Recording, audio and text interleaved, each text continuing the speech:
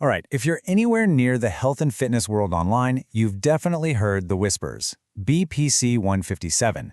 This peptide has just completely blown up. People are talking about it like it's a secret weapon for healing. But is that incredible promise for real? Or is all this hype just hiding something dangerous? Let's break down the actual evidence. And really, it all boils down to this one question, right? Could a single peptide, just one compound, actually unlock something like superhuman healing? I mean, that is the wild claim with BPC-157, and it's exactly why so many people are diving in and experimenting with it themselves.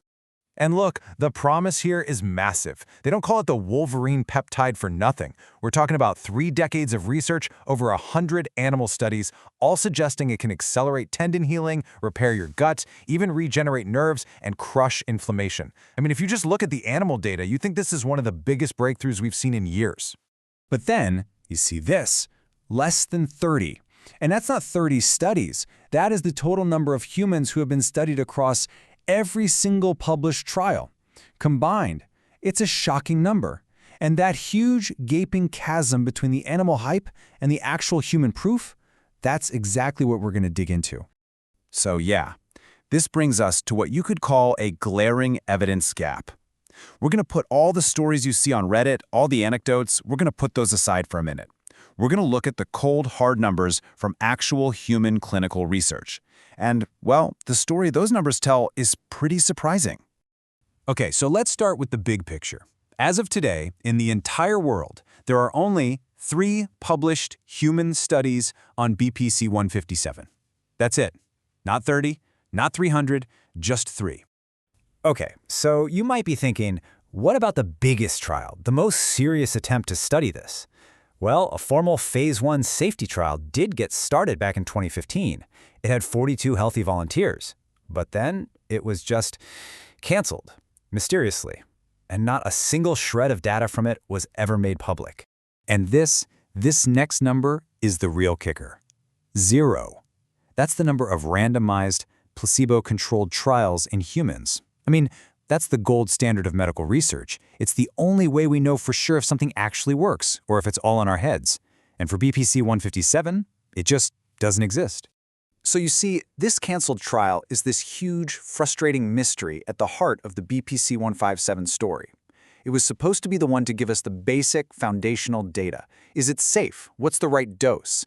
How does the human body even handle this stuff? Without that info, anyone using it today is basically just guessing. They're using doses that were figured out from studies on rats.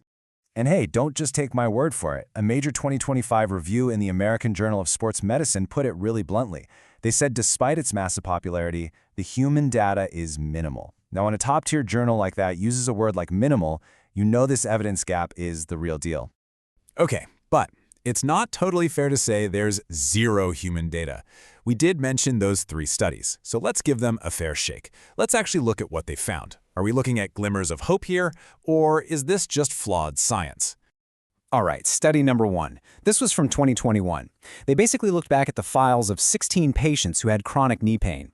And the finding? Pretty impressive on the surface. Almost 88% of them said they had significant pain relief. Sounds amazing, right? But the scientific flaws are just huge. There was no control group, so we have no idea if it was the BPC-157 or just a powerful placebo effect. On top of that, it was retrospective, meaning they were just looking at old notes, not running a proper experiment. Okay, study number 2 from 2024. Now, this one is probably the most promising of the bunch. It looked at 12 women with a really painful bladder condition, and the results were kind of incredible. 10 out of the 12 saw their symptoms completely disappear. But, and you knew there was a but, we run into the same crippling flaws. It's a tiny study, just 12 people, and again, no placebo group. We just can't be sure it wasn't a fluke. And then there's the last one, from 2025. This one wasn't even about healing. It was a tiny safety study. They gave BPC-157 in an IV to just 2 healthy people. The good news? They handled it fine, no immediate side effects. The bad news? A study with only 2 participants tells us pretty much nothing about long-term safety for everybody else. So when you look at this landscape, some promising signals, but all from really flawed studies, you have to wonder, what do the official regulators think about all this? Well, they have noticed, and trust me, they're starting to crack down. And the timeline here is pretty straightforward. In 2022, WADA, the World Anti-Doping Agency, banned it for all athletes, period. Then in 2023, the FDA here in the US stepped in and basically shut down its legal production from compounding pharmacies. So why'd the FDA do that?